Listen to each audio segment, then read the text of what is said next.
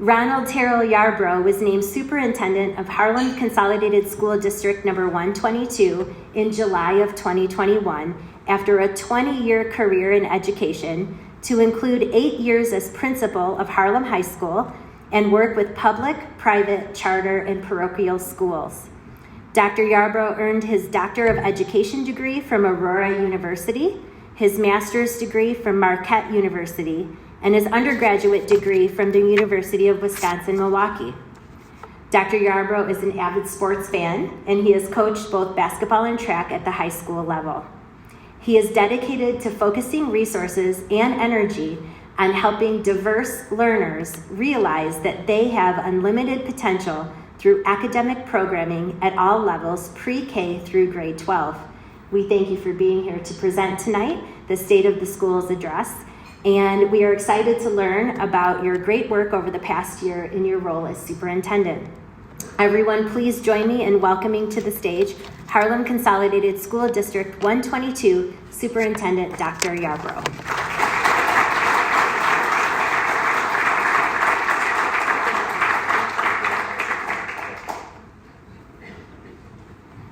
All right, thank you for that. As I was driving in today, I was like, there's no way people are going to be here with the weather the way it was. And now I'm like, yeah, there it is. So thank you for that. Hello, everyone. It is my honor to be here with you today. I would first like to say to Tanya, thank you for including me in this amazing series. I mean, it is really something that I think when you first invited me, obviously I had no idea, and I attended one of the first ones, and I'm like, okay, the bar has been set. It was pretty good. So I appreciate you being inviting me. Also, too, like you mentioned, you're Harlem grad. And so once a Husky, always a Husky, right? So now I'm breaking script a little bit. In the Harlem table right there, they're going to kind of keep me on track a little bit. How many Huskies do we have in the room right now? Okay, all right. See, there we go. Once a Husky, always a Husky. I love it. I would also like to thank the Harlem Leadership Cabinet. If you could stand, the Harlem Leadership Cabinet, if you can stand. Can we give it up for them, please?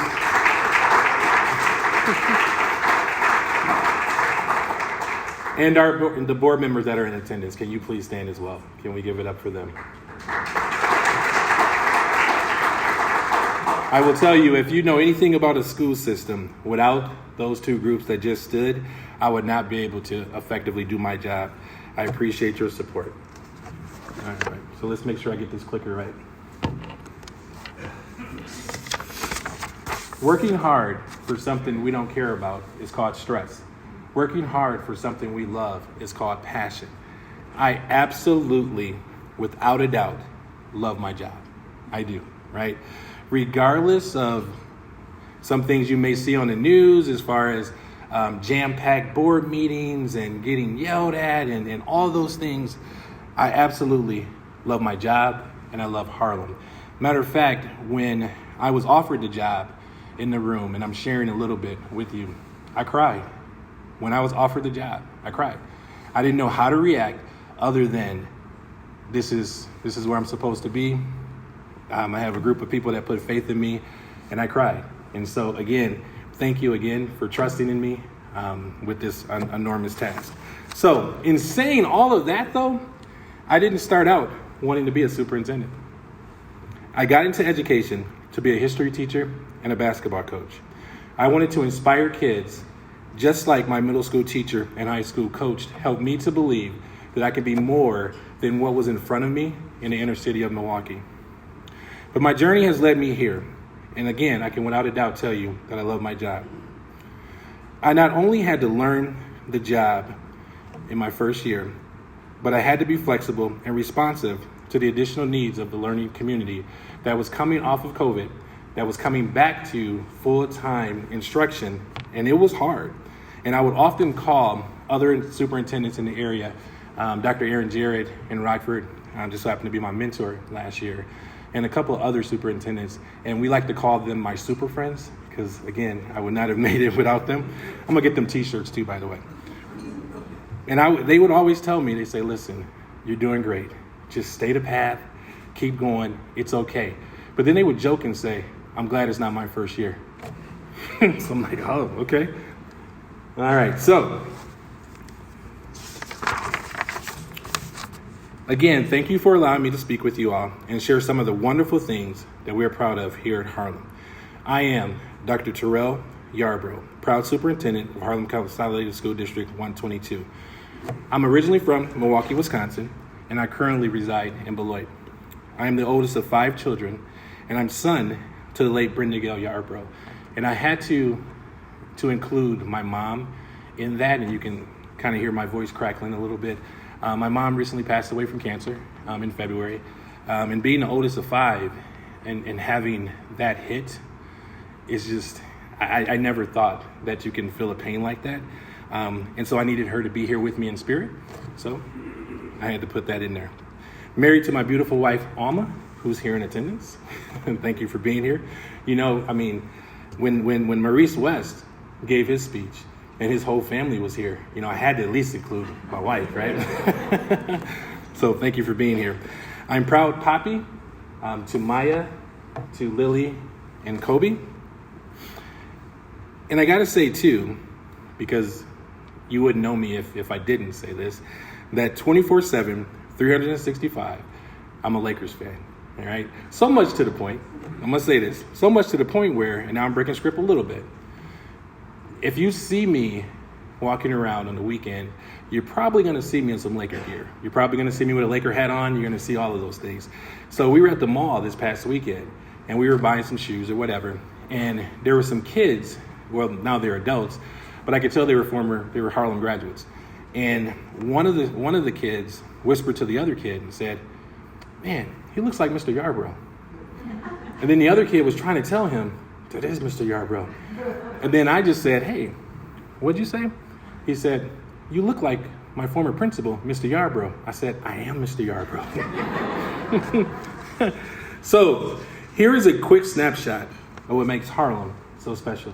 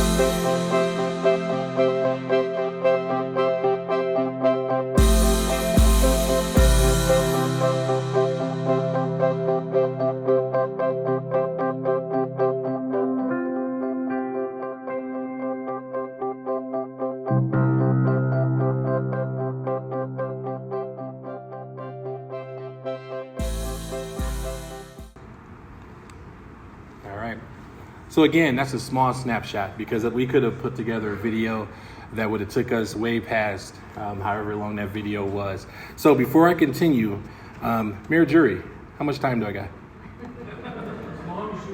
Are you sure now? Okay. Okay. All right, I had to check in. Okay. The mission of the Harlem Consolidated School District as a vital part of the community is to help diverse learners realize their unlimited potential by providing an educational program dedicated to academic excellence and the development of strong character in a safe and respectful learning environment. Now, I start every regular school board meeting by stating our mission. It is our North Star. It is our guide. It helps to remind us who we are when we're making decisions that impact the students, staff, and families of our district. It is our why.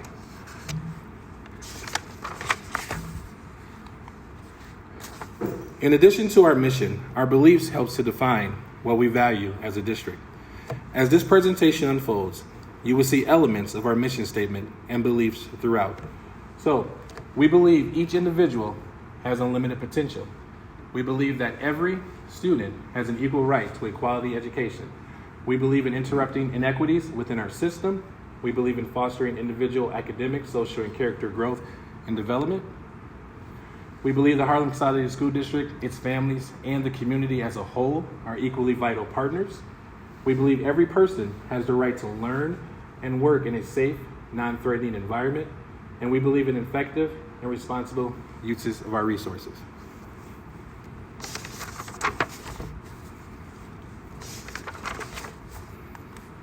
Okay, social and emotional health. In addition to our commitment to creating lifelong learners, we have a minimum of one social worker at each of our buildings. We have curriculum and interventions to support the social and emotional learning for our students. Before COVID, we were committed to trauma-informed instruction. Our staff was trained on how to create trauma-informed communities. Since COVID, we have seen an even greater need as we continue to educate all who work with students on how to best support our kids. We have re-signed a memo of understanding to re-engage in the Handle with Care program, which is a partnership between Harlem and the local law enforcement to alert us if we have a student who needs some support because of a situation that happened outside of school. And now our equity work is at the center of everything that we do. We understand that every student needs something different, and our goal is to get them what they need to ensure that students see themselves in our curriculum and that we honor the differences that make each student unique. A culture of support and pride. The equity mission of the Harlem School District is to be a model of inclusive excellence by interrupting inequities which prevent students from realizing their unlimited potential. In creating a culture of support, we believe in supporting the whole child. That support is vital to the overall health of our community. Our students navigate a complex world. We're intentional with trying to connect with them in order to support their growth. Early childhood.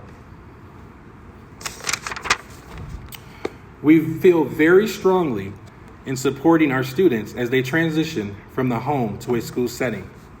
This is the 5th year of our expanded grant funds. These grants allowed us to support our young learners. The 0 to 3 Preventative Initiative grant has allowed us to go from 2 parent support specialists to 6. These individuals work with over 80 families until their child turns 3. The focus is to support our children's first educators, their families. The Preschool for All grants has allowed us to go from 3 classrooms to 9 and provide early childhood education to 360 students. This program helps children with academics, gross motor, and social and emotional skills. We recognize the importance of childhood education, and we're able to expand from 60 seats in 2018 to 360 seats in 2022. Now, how do we prepare our students for life after high school? College and career readiness. We worked hard to increase the number of students who take advanced placement courses and the test over the past few years. In 2008, we had a total of 8 tests taken. We're working with Rock Valley, Highland, Kishwaukee, Blackhawk, and Universal Technical Institute to develop partnerships for our students. We're working on building pathways in the areas of health and sciences, engineering, automotive, welding, business, culinary, and education. Our pathways will be a partnership linking and integrating high school, local business, and community and technical colleges that enable students to earn dual credit, work experience, endorsements, or credentials. They are informed by the labor market needs. Our most recent pathways includes healthcare, automotive, and welding. So here's an example of what our pathway guide looks like. So if you have a phone, if you want to scan that barcode, that'll open up the pathway guide. And you don't need an app for that. If you just use your camera, you can open that up as well. So I'm going to pause and give you a chance if you want to check it out.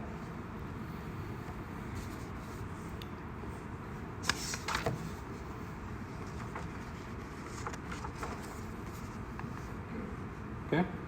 So quickly, what I want to highlight from that is currently our endorsement areas: business and informational technology, science, math, and health and wellness, human and public services, manufacturing, engineering, and trades, arts, communication, and the humanities. And so how does a student earn an endorsement? They create an individual learning plan, They complete career-focused coursework, participate in professional learning opportunities, and then they demonstrate academic success in reading and math. Now giving you a snapshot too of just what it looks like if a student picks the manufacturing, engineering, and trades path. So you see what it is. So a student, as they're looking at this book, as they're trying to pick their classes, is this for me? They look at the coursework, and then they also can see what electives they should take.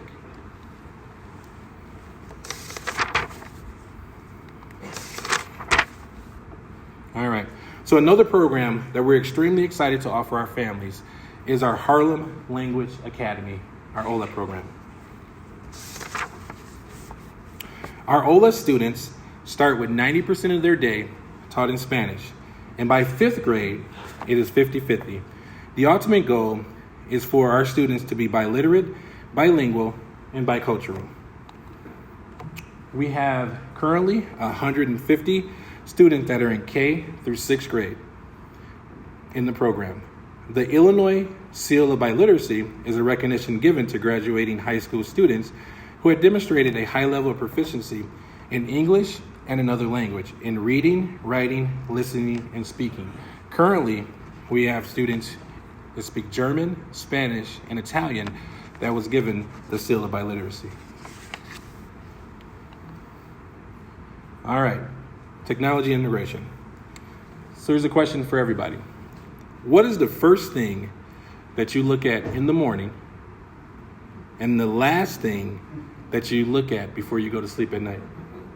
Anybody throw it out there? Phone. I was going to say my wife, but she's here, so I won't. Because she knows that I would be lying if I said that. For me, it's actually TikTok. I got an unhealthy thing with TikTok. But I would do the dance, but again, she's here as well. So I'm going to leave that alone. But technology, you are correct. As technology becomes such an integral role in everyone's life, we believe it's important for us to help our students learn the 21st century skills along with digital citizenship.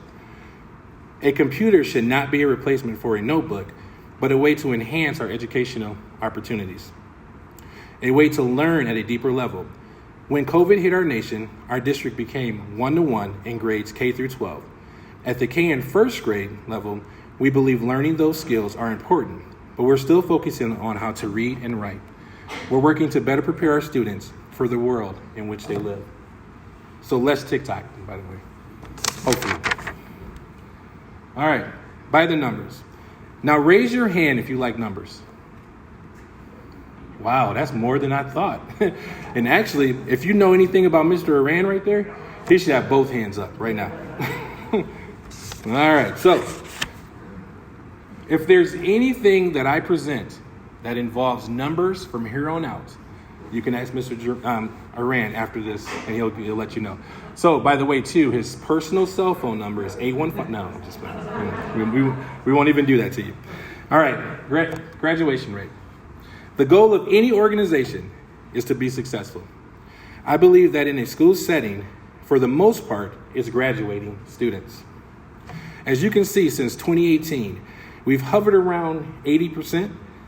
Through intentional interventions, such as meeting with each senior who is in danger of failing, to providing supports that help to guide students towards graduation, our ultimate goal is to continue to strive for excellence. And when we think about that, and we talked about this as a Harlem cabinet too, is that why stop at what the state is saying is appropriate number, right? Why stop there? Until every single Harlem student graduates, we should not feel like this is great, right? And so that's our goal. Our goal is to make sure that every single student graduates from Harlem. And if not, then figuring out why not and making sure that maybe it's in year 5, maybe it's in year 6, maybe it's a GED. I have no idea. But we have to make sure that every one of our kids is successful. So our student enrollment. As you can see, since 2008, it's gone down dramatically, right? And that's a problem. And that's a problem, across the area that we've seen. So, again, this impacts our finances. as well as our ability to properly assess the space in each of our buildings. But we're going to keep a close eye on this because, again, to go from where we were in 2008 to where we are now, something that we got to keep an eye on, right? Especially in our area. All right, district demographics. I'll leave that up there for a minute for you to kind of look at. What I want to highlight, though, is we got 41 languages currently being spoken in the Harlem School District. And that's phenomenal. And of course, our biggest thing is making sure that we're supporting our kids, all of our kids. And so what you can also see, too, is that we're a diverse district, even more so than we were maybe even 5 years ago. Low income, 56.3%. So we definitely have to make sure, again, that we're supporting our kids and making sure they get what they need.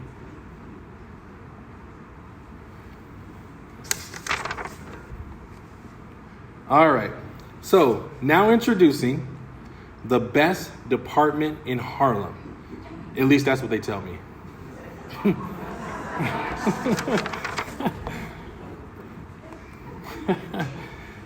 I thought we were gonna get more laughs off of that, but that's okay though.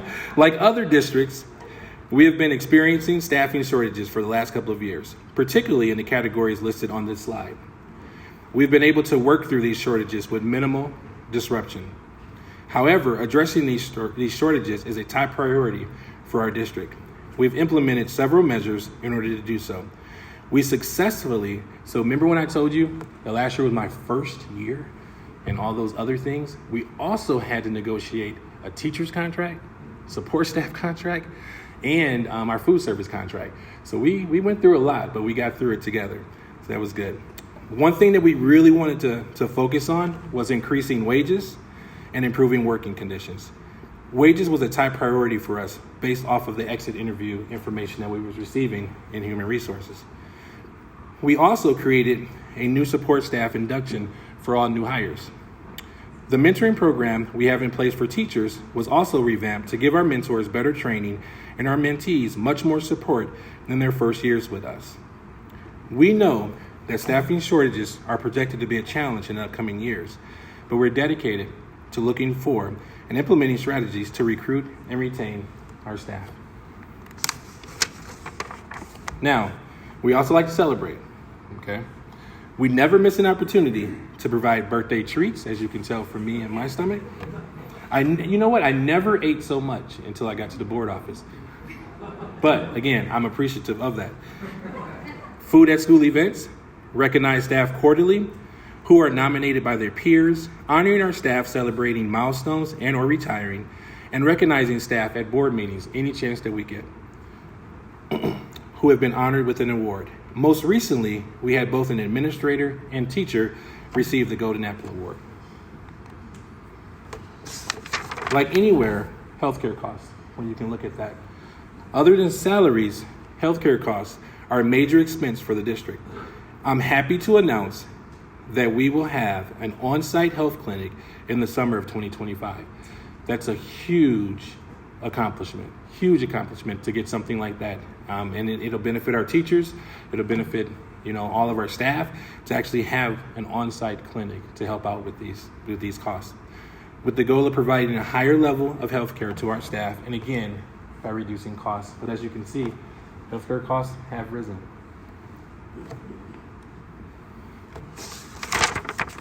Culture of wellness. We've made a very strong commitment to creating a culture that values wellness. And this is what I learned, and my wife will attest to this, it's a lifestyle, not a fad. There was a time where I thought I can do a smoothie diet for 10 days, and then I'm totally cured once I lost that weight. Well, I recently visited my doctor, and the time I did the smoothie diet to this year, I've gained 50 pounds. So, it was good though. So it's a lifestyle, not a fad. So I really appreciate this program. So, what I want to point out here with creating a culture of wellness is that we hired a wellness coordinator position.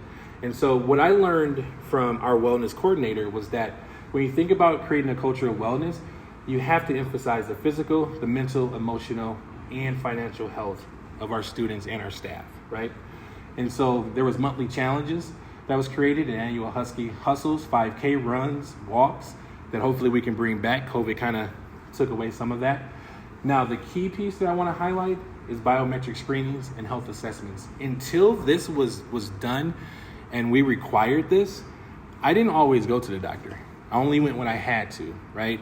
By doing this, though, on site, me able to get those tests, came to find out that my blood pressure was high. I was able to get those screenings and start getting that manageable. To the point where a few years right before COVID hit, I remember giving a speech at one of the school improvement days. And I don't know what was going on. I was feeling hot. It was hot in the room. And I remember looking over at the associate principal at the time and saying, "It's hot in here, isn't it?" And he's looking at me like, "I don't know." And I was like, "It's hot in here." And the next thing I know, I was on my back with ice on my chest because I had fainted. And I really, truly believe that if we didn't have programs like this that really forced me to look at my health, and then my wife nagging me all the time too, that I don't know if I'd have been here today. They're not nagging in a good way, though. Nagging in a good way. Did you see her? She's like, all right, finances. I don't know about you, but whenever I have to spend too much money, I break out in a sweat all the time. Doesn't matter. Walmart, Target, doesn't matter. Break out into a sweat. Thankfully, we have a chief business official who keeps the district finances in order. He makes sure that I don't overspend on anything. And I mean anything. Like, that's what he does. He's good at his job. All right. So again, if you have any questions on this information, Mr. Arand will be happy to answer those questions. Can we give it up for Mr. Arand, though?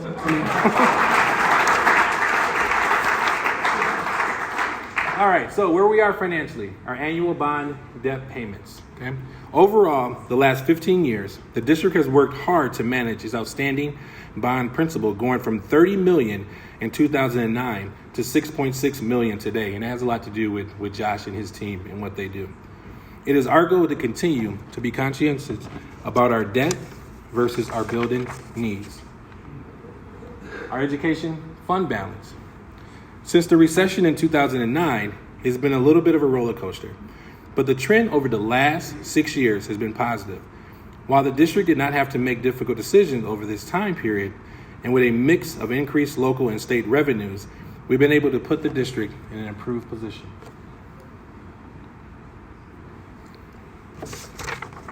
Safety and security.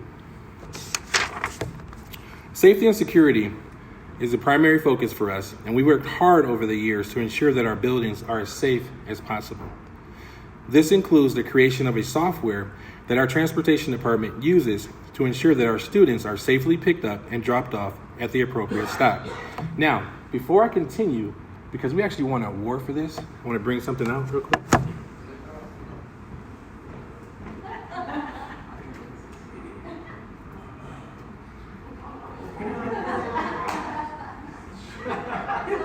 So if later, if you want to take pictures with this, you can. So Mr. Rand was.